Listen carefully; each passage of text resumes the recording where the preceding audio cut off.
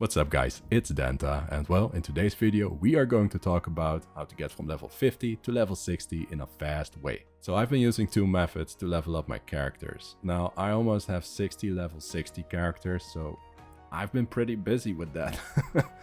Would I recommend anyone else leveling up 60 characters? No, I wouldn't, but you know, if you want to farm transmog and mounts, then it can actually be great to have a lot of alts.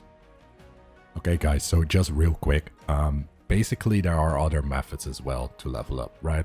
You can dungeon grind if you want. Now I'm not going to do it because I don't like dungeon grinding anymore, especially since they introduced the scaling mechanic in dungeons. So whenever level 20 enters that dungeon, he is doing more damage than a level 50. It's ridiculous. But that's not the main reason that I hate dungeon grinding. No, I've been dungeon grinding for the entirety of Shadowlands because I didn't want to quest there, so that's why I'm not doing it. But if you like dungeon grinding and if you just want to dungeon spam, you can do it. Now just one more thing, you can level up within 30 seconds to level 60. And this is the way that Bobby wants you to do it. All you gotta do is throw $60 or 60 euros into Bobby's pocket and he will boost you to level 60. Now for those that want to start playing Dragonflight as well and are thinking about pre-ordering Dragonflight, basically whenever you order the Heroic Edition or the Epic Edition, you are going to get a level 60 boost as well. So that's also a way to get to level 60 very fast, right? So that's why I wanted to include this in this video. Now let's just get started with method 1. So as for the first method, well, it's something that a lot of people probably already know about, but it has to do with these elemental invasions. These elemental invasions will be up until Dragonflight launches, so whenever Dragonflight launches, you can skip this entire part because it will be irrelevant. Just don't forget that. Now for those that don't know what I'm talking about, whenever you open up your map, you will see 3 of these zones marked for an elemental invasion. Now there were supposed to be 4 zones, but for some reason Tirisfal Glades doesn't have an elemental invasion up. I'm not sure why, but hey, you got 3 other zones you can go to.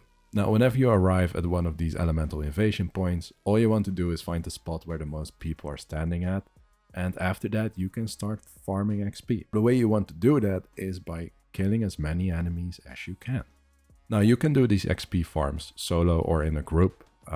I'd say it really depends on which class you are playing, especially since we have to deal with the tagging system. Now the way the tagging system works is that whenever 5 people attack a non-elite, that non-elite will become grey. And whenever you attack it and kill it, you will not be able to get any XP from it, which sucks.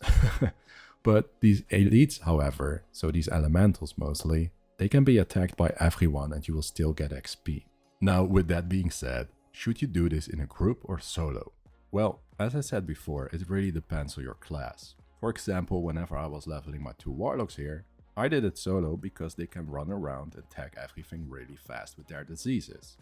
Now by doing it like that, I got a level every 4 to 5 minutes. On my warrior though, it's a completely different story. I tried it solo, but everything just got tagged by other people except for the elites, so it took me around 20 minutes per level. Now after getting mad that it took so long, I just decided to join a group, and it took me around 10 minutes per level after that. Now it really depends on how good your group is at tagging, because it can be faster than 10 minutes per level in a group as well. So yeah, that's basically how the invasion leveling works. It can be great, especially since you will be able to buy a lot of 252 gear whenever you reach level 60 because of the currency that those mobs drop, but I still prefer method 2. Which is a lot faster, especially since you don't have to deal with groups full of AFK dipshits. Alright, so the second method has to do with the updated Chromie time system. Now for those that don't know, Chromie time has been updated and you don't have to go to the Shadowlands anymore to level from 50 to 60. Which is in my opinion already one of the best things about Dragonflight. Basically what you can do right now is you can go to Chromie, select a timeline. So for example, you want to go to Westfall. You select the Cataclysm timeline at Chromie and you can go to Westfall and level from 50 to 60 there. It's just that simple. Alright, so how are we going to level up fast by questing? Well, first of all, you gotta know that Blizzard has reduced the amount of XP that we need to level up. And We also have an anniversary event going on, plus we have war mode that you can turn on for an extra 10% XP. So whenever you stack that up, it actually makes leveling pretty insane right now.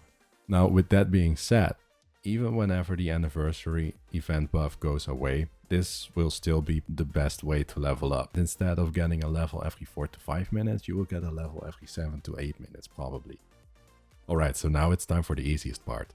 All we gotta do now is select a zone where we want to level in. Now, as for Alliance players, you want to pick either one of those zones that you see on your screen right now, because these zones have a lot of quests that are just clustered together and are very easy to complete, especially if you have fast flying. Now, for example, I leveled a Dark Iron Dwarf in Loc Mordan, and it took me like an hour. Not even more than that. It was 4 to 5 minutes per level. Now, for those that don't reach level 60 in one zone, just fly to the nearest zone that you see and, do a couple of quests there and you should be level 60.